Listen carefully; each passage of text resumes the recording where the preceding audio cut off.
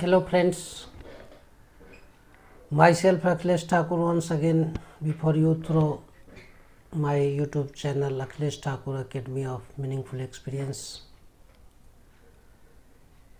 आज world happiness day है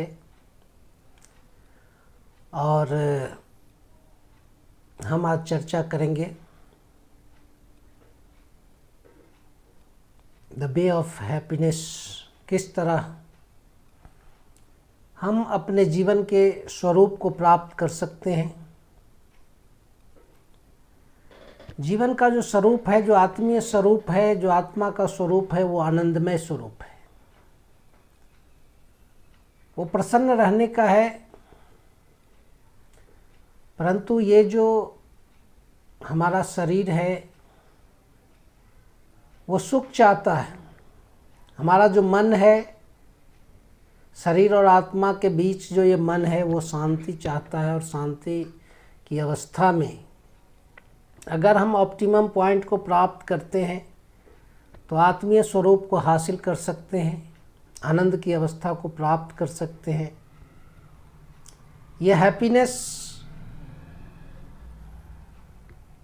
एक सच्चा स्वरूप है आत्मा का, परंतु हम लोग शरीर और आत्मा के बीच संतुलन नहीं स्थापित कर पाने के कारण, मन की जो चंचल अवस्था है,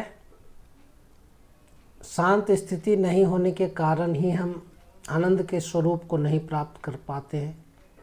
तनाव में आ जाते हैं और इस तनाव, स्ट्रेस से दूर रहने के लिए मन की स्थिति को समझना होगा कि ये मन एक अच्छा नौकर है और बुरा मालिक है। अगर मन से हम पूरी तरह नियंत्रित होने लगते हैं, मन हमारे नियंत्रण में अगर नहीं होता है तो हम तनाव में आ जाते हैं और आनंद के स्वरूप से वंचित रहते हैं। इसीलिए आनंद के स्वरूप को प्राप्त करने के लिए मन पर नियंत्रण बड़ी आवश्यक है, और हमें अपने दैनिक जीवन में इन बातों का ख्याल करना होगा।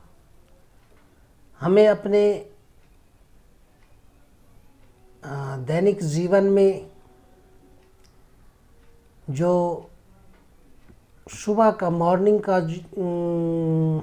जो समय है उसका सदुपयोग करना होगा और सही तरीके से करना होगा।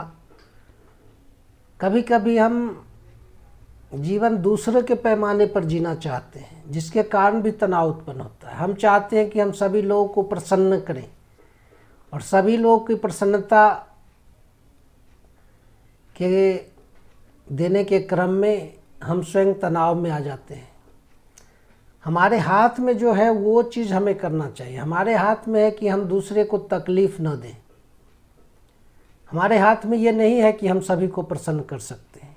ये दूसरे के हिस्से का काम है। दूसरे को प्रसन्न होना वो दूसरे के हिस्से का काम है। हमें स्वयं को प्रसन्न रखना है और दूसरों को तकलीफ़ न दें, ये हमारे हाथ में है। और अगर हम दूसरे को तकलीफ़ नहीं देते हैं तो अल्टीमेटली हम प्रसन्नता के हकदार बनेंगे। कहा भी गया है कि अष्टादश पुराणेषु व्यासस्य वचनम द्वयम परोपकार पुण्याय पापाय परपीडनम। तो दूसरे को पीड़ा देना ही पाप है। दूसरे को प्रसन्नता प्रदान करना हमारे वश में नहीं है, लेकिन पीड़ा नहीं दे ये हमारे वश में है। तो इस मर्म को समझना होगा कि हम अपने हिस्से का काम ऐसा करें, हम अपना रूटीन ऐसा व्यवस्थित करें, हम रोज़ ये प्रार्थना करें कि हमारी गतिविधियों से मनसा वाचा कर्मणा हम किसी को तकलीफ़ न दें, हमारे कारण कोई दुखी न हो, तो अल्टीमेटली हम प्रसन्नता को हासिल करेंगे। हमें सेटिस्फेक्शन होगा अपने कार्यों के आधार पर। और ये जो हैप्पीनेस का फॉर्मूला है वो है कि हम जितने लोगों के साथ इंटरेक्शन करते हैं उसमें अच्छी बातों को स्मरण में रखें।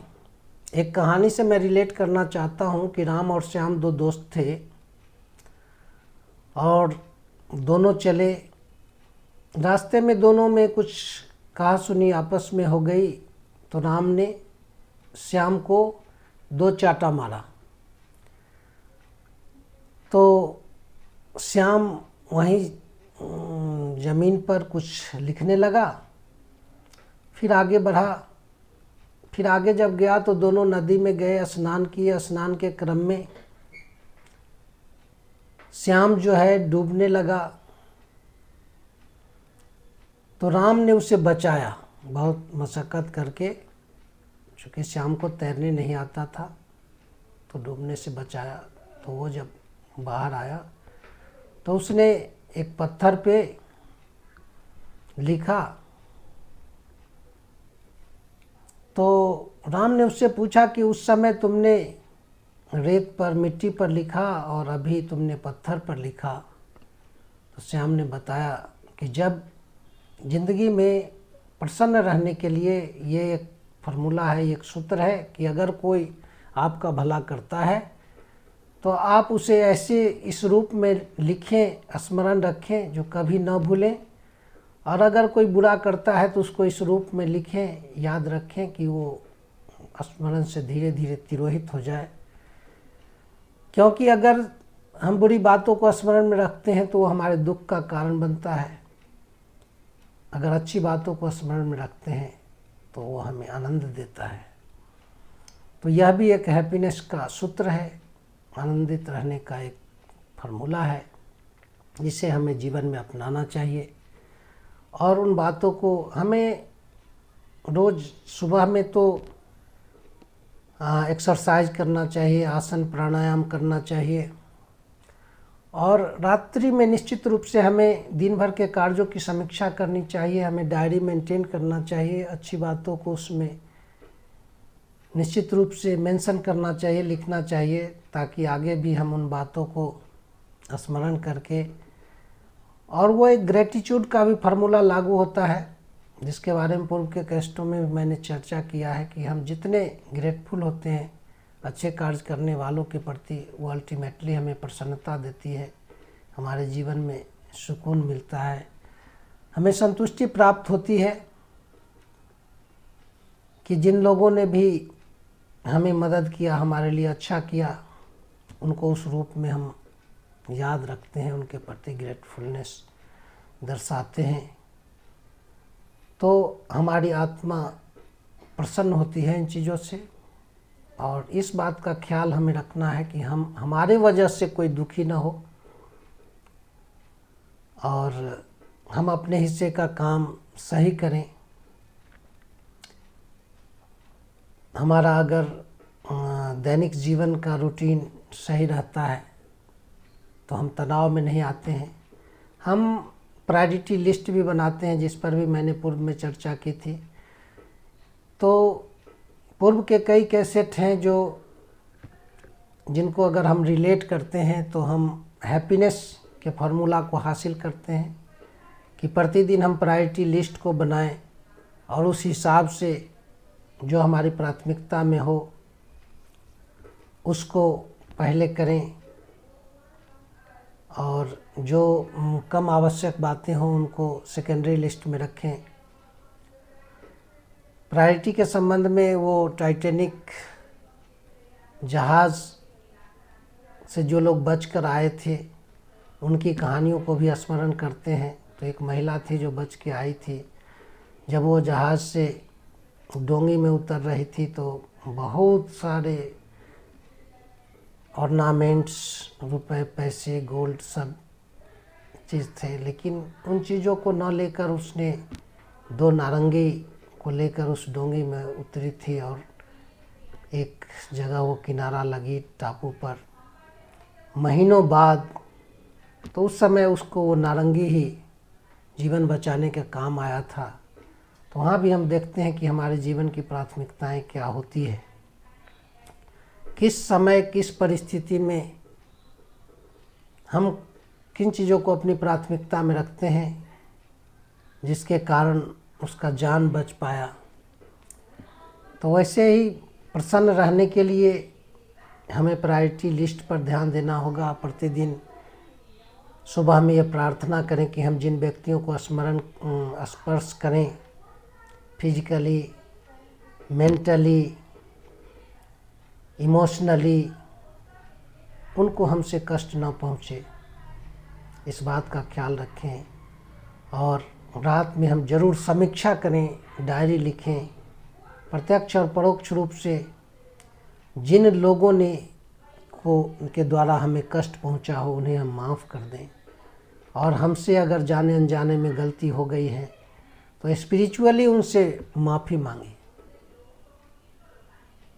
और इस तरह से हम भार मुक्त होते हैं, तनाव मुक्त होते हैं। अगर हम स्पिरिचुअली भी माफ़ी मांग लेते हैं तो हमारा मन हल्का हो जाता है और कहीं ना कहीं हमें लगता है कि हमने जो गलती की उसके बदले में उनसे माफ़ी मांगते हैं। और ये बातें ब्रह्मांड में स्पिरिचुअली मूव करती है और हमें बोझ से हल्का करती है। तो इस तरह की गतिविधियाँ हमें हैप्पीनेस प्रदान करने के लिए आवश्यक है कि हम अपने दैनिक रूटीन में, और रूटीन हमारा काफ़ी महत्वपूर्ण होता है। चाहे दिन के शुरुआत में हम जो करते हैं, सप्ताह के शुरुआत में करते हैं, महीना के शुरुआत में करते हैं, वर्ष के शुरुआत में कुछ ऐसे संकल्प लेते हैं